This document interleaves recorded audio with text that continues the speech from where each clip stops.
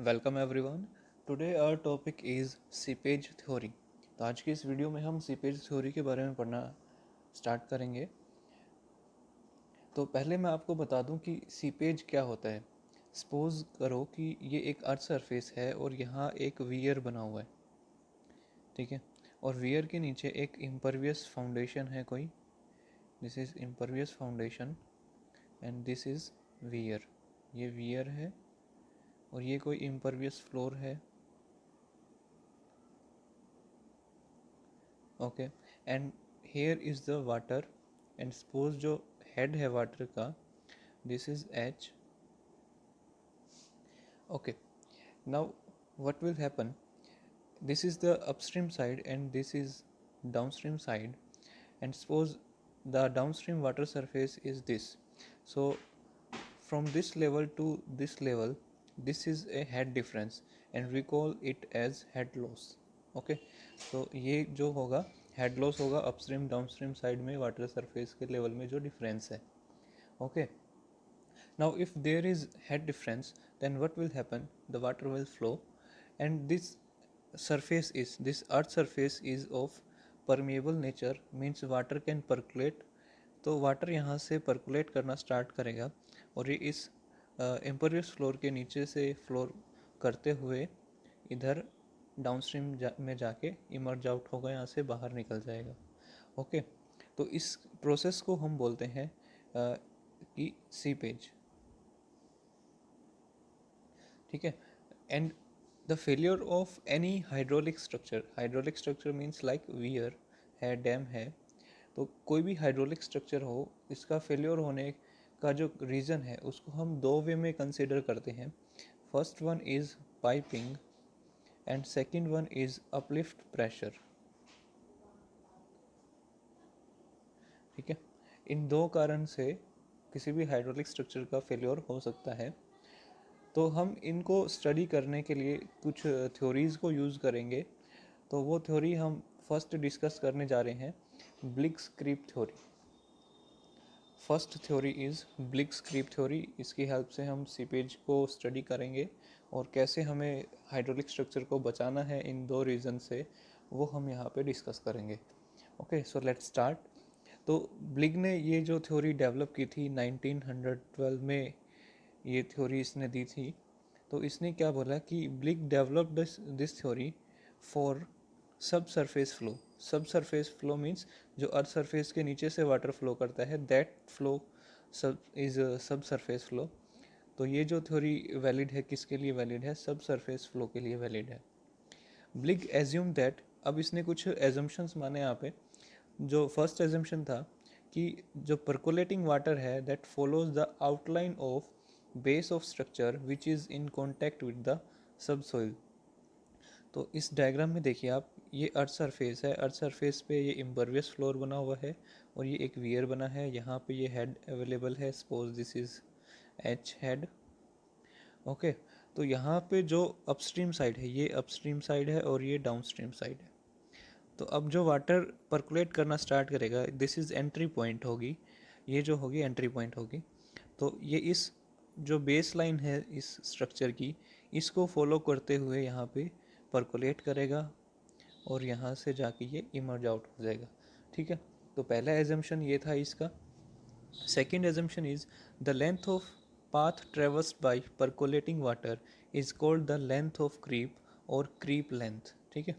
अब ये जो पूरा पाथ इसने ट्रेवर्स किया है, ये पूरा रास्ता जो परकुलेटिंग वाटर ने ट्रेवर्स किया, इस टोटल लेंथ को उसने बोला क्रीप लेंथ, ठीक है। सपोज ये जो लेंथ है यहाँ से यहाँ तक की, ये एल है, तो क्रीप लेंथ टोटल कितनी होगी?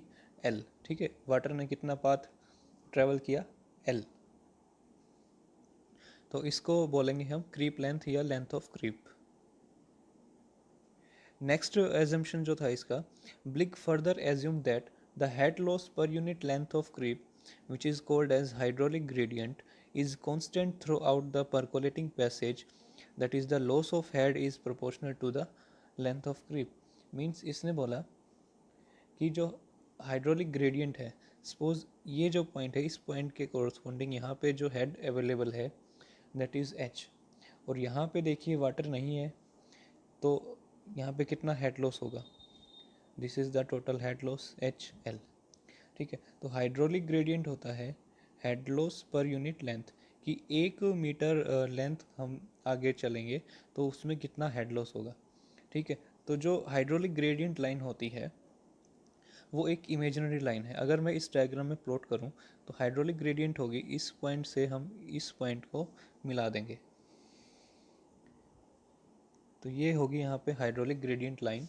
अब ये एक इमेजिनरी लाइन है, तो इसने माना था कि हाइड्रोलिक ग्रेडियंट जो लाइन होगी ये कांस्टेंट होगी, ठीक है। मींस अगर 1 मीटर लेंथ चलने पे 0.5 मीटर का हेड लॉस हो रहा है, सपोज यहाँ पे मैं 1 मीटर चला तो यहाँ पे मेरे को कितना हेड लॉस मिला, 0.5 मीटर का। तब अगर मैं नेक्स्ट 1 मीटर चलूँगा तब भी कितना हेड लॉस होगा, 0.5 मीटर का हेड लॉस होगा, ठीक है। तो इसने ये माना था कि हेड लॉस कांस्टेंट रहेगा। तो अगर यहाँ से मुझे हेड लॉस निकालना है तो हेड लॉस कितना होगा, hydraulic gradient into L। Means जो जो हेड लॉस होगा वो किसके डायरेक्टली प्रोपोर्शनल है, लेंथ के डायरेक्टली प्रोपोर्शनल है। मींस जितनी ज़्यादा लेंथ बढ़ेगी उतना ही ज़्यादा हेड लॉस भी होगा, ठीक है। तो ये इसने कुछ इसमें एजम्पशंस माने थे। अब इस थ्योरी को स्टडी करेंगे हम एक डायग्राम की हेल्प से। ये जैसे एक डायग्राम है, यहाँ पे अर्थ सरफेस है, इम्परवियस फ्लोर बना हुआ है ये, और इस पे एक हाइड्रोलिक स्ट्रक्चर यानी कि एक वियर बना हुआ है। This is head of water available on the upstream side H, ठीक है। और यहाँ पे ये जो बनी हुई है, these are vertical cut off, ठीक है, इनको बोलेंगे वर्टिकल कट ऑफ। और इनकी जो डेप्थ है, सपोज इसकी डेप्थ है D1, ये D2 है और ये D3 है, ठीक है। इनकी डेप्थ है ये टोटल, ओके। अब यहाँ से जो वाटर स्टार्ट करना जो फ्लो करना स्टार्ट करेगा, परकोलेटिंग वाटर, वो यहाँ से स्टार्ट करेगा। तो पहले ये इस वर्टिकल कट ऑफ के साथ साथ इधर आएगा, देन ये वापस अपवर्ड डायरेक्शन में जाएगा, फिर ये इधर इस बेस को फॉलो करेगा, देन ये नीचे आएगा, फिर अगेन अपवर्ड डायरेक्शन में जाएगा, फिर यहाँ जाएगा। तो इस तरह से ये डाउनस्ट्रीम साइड की तरफ मूव करेगा और लास्ट में यहाँ से इमर्ज आउट होगा। एंड सपोज ये जो कट ऑफ के बीच की लेंथ है, दिस इज़ लेंथ L1, और ये जो लेंथ है दिस इज़ L2, और टोटल लेंथ को मैंने यहाँ पे लिख लिया है B, ठीक है। ओके, अब आगे देखते हैं हम इसको, कि अगर सपोज ये जो पॉइंट है, दिस पॉइंट, इस पॉइंट के ऊपर बिल्कुल यहाँ पे ये हाइड्रोलिक ग्रेडियंट लाइन होगी, ठीक है। अब ये जो वर्टिकल कट ऑफ यहाँ पे प्रोवाइड की हमने, इसकी वजह से यहाँ पे हेड लॉस होगी, ठीक है। हेड लॉस होने की वजह से हाइड्रोलिक ग्रेडियंट लाइन में भी ये भी वेरी करेगी, ठीक है। तो यहाँ पे वर्टिकल कट ऑफ की वजह से हाइड्रोलिक ग्रेडियंट लाइन ये कुछ डिक्रीज़ होगी, यहाँ कुछ हेड लॉस होगा। ये हेड लॉस कितना होगा, head loss per unit length, means 1 meter length में इतना हेड लॉस हो रहा है, ठीक है। ये हाइड्रोलिक ग्रेडियंट लाइन है। तो अपनी जो टोटल लेंथ चली है वाटर ने, वो कितनी चली है, D1, पहले नीचे आया, D1 फिर ऊपर गया, मींस 2D1। तो 2D1 से इसको मल्टीप्लाई कर देंगे, मींस इतना ये जो टोटल हेड लॉस है ये यहाँ पे हुआ है, ठीक है। अब इसके बाद वाटर यहाँ इधर फ्लो करेगा तो यहाँ भी कुछ हेड लॉस होंगे, ठीक है। अब ये पहुँच गया, ये जो सेंटर में वर्टिकल कट ऑफ है यहाँ तक, ठीक है। अब यहाँ भी ये वर्टिकल कट ऑफ है, वाटर पहले ऐसे आएगा फिर अपवर्ड डायरेक्शन में जाएगा, तो मीन्स यहाँ पे भी कुछ हेड लॉस होंगे। और ये जो हेड लॉस होगा तो ये कितना होगा, ठीक है। तो ये जो हेड लॉस होगा, this will be HL/L into 2 times D2, ठीक है। और ये जो हेड लॉस हुआ है यहाँ से यहाँ तक का, ये जो हेड लॉस हुआ है ये किसकी वजह से हुआ है, इस L1 लेंथ की वजह से। मीन्स अगर इसको लिखे हम तो कितना होगा, HL/L इंटू L1 होगा, ठीक है। तो इस पॉइंट तक पे आने पे हमें अब कितना हेड अवेलेबल है, यहाँ तक हेड अवेलेबल है, ठीक है। अब ये वाटर इधर आगे जाएगा, मीन्स ये सपोज यहाँ पहुँच गया, तो अब ये यहाँ पे भी कुछ हेड लॉस हुआ होगा। तो ये हेड लॉस कितना हुआ है, HL/L इंटू L2, ठीक है। L2 लेंथ चलने की वजह से हुआ है। इसके बाद नेक्स्ट अब वाटर इधर आएगा फिर ऊपर जाएगा, तो यहाँ पे भी कुछ हेड लॉस होंगे, ठीक है। तो इट मीन्स ये कितना हेड लॉस होगा, H L upon L into 2 times D3, इतना टोटल हेड लॉस हो जाएगा यहाँ पे। ठीक है, अब देखिए अगर ये जो हेड लॉस लास्ट में हमें यहाँ पे मिलेगा, ये हेड लॉस अगर है 0 से ज़्यादा, ठीक है, मीन्स जो हेड यहाँ पे बच गया वो अगर 0 से ज़्यादा है, मीन्स 0 नहीं हुआ है अभी हाइड्रोलिक ग्रेडियंट, तो क्या होगा, वाटर यहाँ से बाहर निकलेगा। ओके, और अगर हमें वाटर को यहाँ से बाहर निकलने के लिए रोकना है तो हमें क्या करना होगा, we know head loss is directly proportional to L means creep length, तो हमें यहाँ पे क्रीप लेंथ को बढ़ाना होगा, मीन्स हम या तो ये डिस्टेंस ज़्यादा करें या इनकी डेप्थ को हम बढ़ाएं, ठीक है, जिससे कि हेड लॉस ज़्यादा हो और ये लास्ट में यहाँ पे हाइड्रोलिक ग्रेडियंट, जो सेफ हाइड्रोलिक ग्रेडियंट है वो यहाँ पे बचे बस। ठीक है, तो अगर हमने ऐसा किया तो यहाँ पे पाइपिंग फेल्योर नहीं होगा।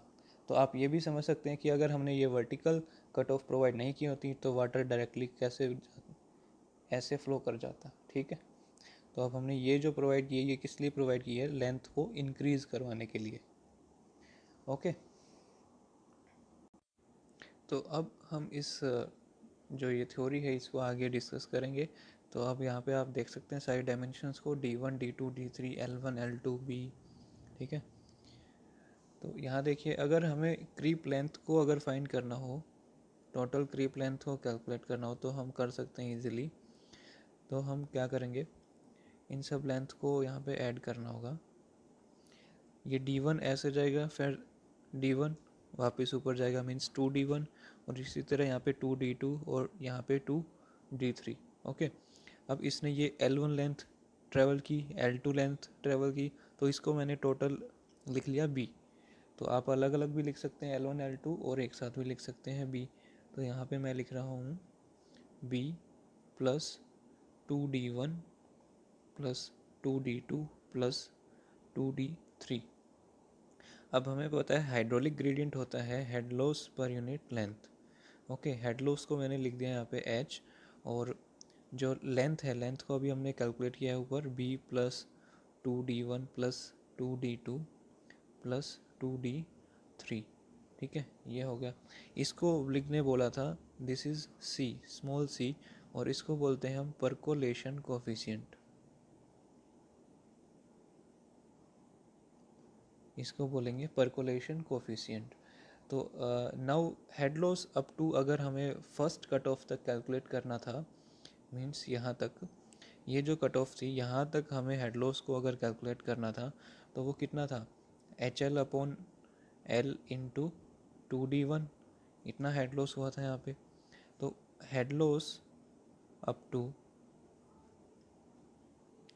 फर्स्ट कट ऑफ ये कितना था, head loss per unit length into 2D1। Okay, अब अगर हमें रेजिडुअल हेड अगर फाइंड करना हो, रेजिडुअल मतलब जितना ये हेड बच गया, ठीक है, ये हेड कितना होगा, टोटल हेड में से इसको हेड लॉस को माइनस कर देंगे, means H minus H L upon L into 2D1। तो ये जो टोटल हेड बचेगा ये यहाँ पे रेजिडुअल हेड होगा इस फर्स्ट कट ऑफ पे। ठीक है, तो हम कह सकते हैं कि ये जो इतना हेड होगा यही हेड आगे जो है पाइपिंग करेगा या अपलिफ्ट प्रेशर लगाएगा। ठीक है, तो अब इसने ब्लिग ने बताया कि जो रेसिप्रोकल होगा इसका हाइड्रोलिक ग्रेडियंट का, the reciprocal of hydraulic gradient that will be loss of head per unit length, sorry length upon loss of head. ठीक है, इसका उल्टा कर दिया, इसको इसने बोला था C, this C is the Bligh's coefficient of creep, Bligh's coefficient of creep.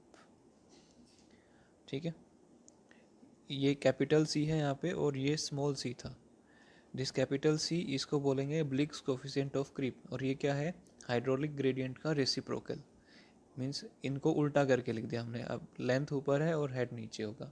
ठीक है, तो यहाँ से हम इसको लिखेंगे C equals to L upon H L, और ये भी यहाँ पे एच एल है।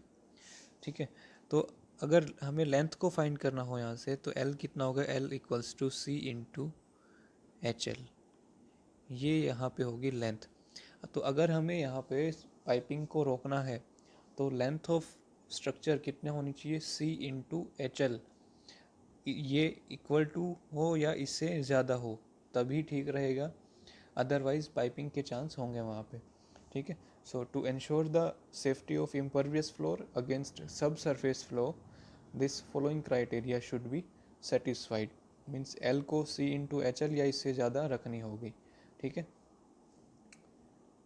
अब हम फर्स्ट बात करते हैं यहाँ पे safety against piping. Safety against piping. So in this, length of creep should be sufficient to provide a safe hydraulic gradient according to type of soil. तो head loss per unit length ये कितना हो जाएगा 1/C, क्योंकि हमने अभी पीछे देखा कि जो इसका रेसिप्रोकल था लेंथ अपॉन हेड लॉस, इसको क्या लिखा था C, तो हेड लॉस अपॉन लेंथ कितना हो जाएगा 1/C। ठीक है, तो according to Blick, this HL upon L, it is less than or equals to 1/C, then there will be no chances of piping or no danger of piping। तो यहाँ पे piping की कोई डेंजर नहीं होगी अगर ये head loss per unit length जो हाइड्रोलिक ग्रेडियंट है ये 1/C से कम या इसके बराबर हो तो पाइपिंग का डेंजर नहीं होगा। ठीक है, तो हम इसको कैसे कंट्रोल कर सकते हैं, इस एल को कंट्रोल करके। ठीक है, लेंथ रिक्वायर्ड जो होगी अपनी वो कितनी होनी चाहिए, इक्वल्स टू या greater than C into HL, जो हमने अभी पीछे देखी थी। तो इतनी लेंथ हम अगर प्रोवाइड कर देंगे तो ये जो हाइड्रोलिक ग्रेडियंट है ये 1/C से कम या लेस रहेगा। ठीक है, now the second is safety against uplift pressure.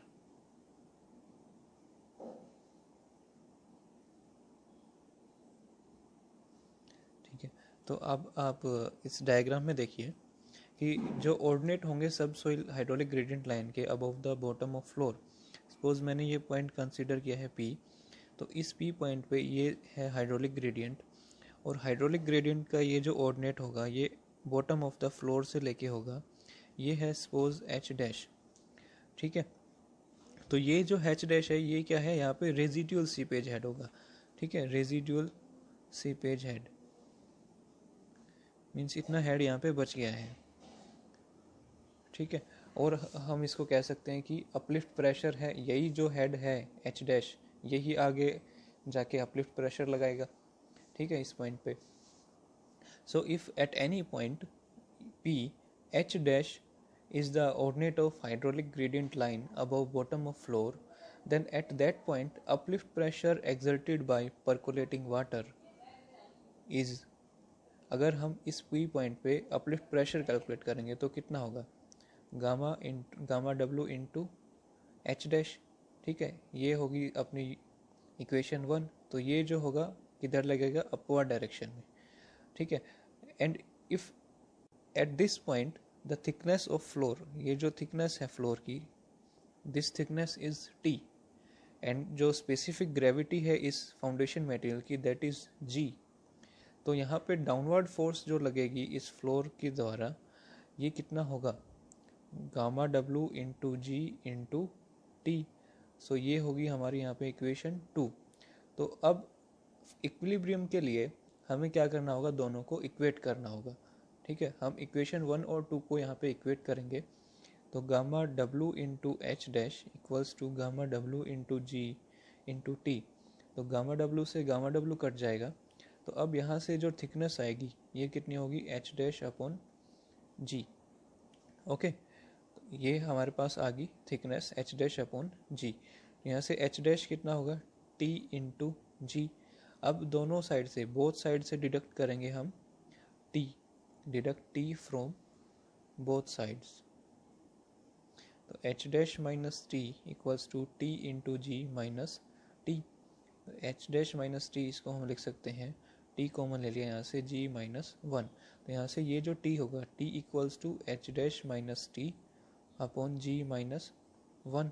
ठीक है, तो ये थिकनेस हमें यहाँ से मिलेगी, मीन्स इतनी थिकनेस को हमें रखना होगा t equals to H dash minus T upon g minus one, किसके लिए, अपलिफ्ट प्रेशर को रेजिस्ट करने के लिए। तो इसी t को हम ऐसे भी लिख सकते हैं h upon g minus one.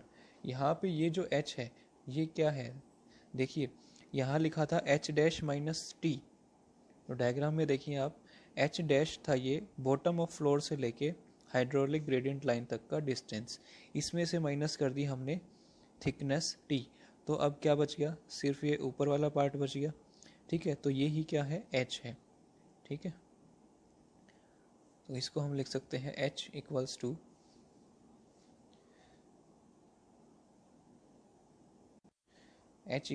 ordinate of hydraulic gradient line measured above top of floor। ठीक है, तो हम इस ब्लिक थ्योरी से हमें तीन चीज़ें मिली यहाँ पे, एक तो L मिली हमें, ये कितना होना चाहिए C इंटू एच एल, और एक हमें थिकनेस मिली है यहाँ पे T equals to H upon G minus one, और थर्ड हमें ये पता लगा था यहाँ पे कि जो head loss per unit length means जो हाइड्रोलिक ग्रेडियंट है ये इक्वल टू या लेस देन होना चाहिए 1/c से।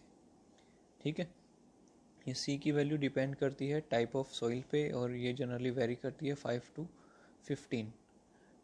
Okay, so this is the theory of Blitzkrieg theory, and the next theory, that is Khosla theory, that we will discuss in the next video.